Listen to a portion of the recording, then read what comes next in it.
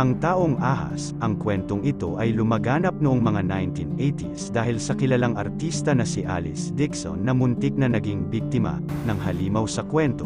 Ang halimaw na ito ay isang kalahating tao, pataas, at kalahating ahas, pababa, na naninirahan sa ilalim ng Robinson's Galleria. Si John Go Kungwei, ang may-ari ng Robinsons ay ang sinasabing ama ng halis.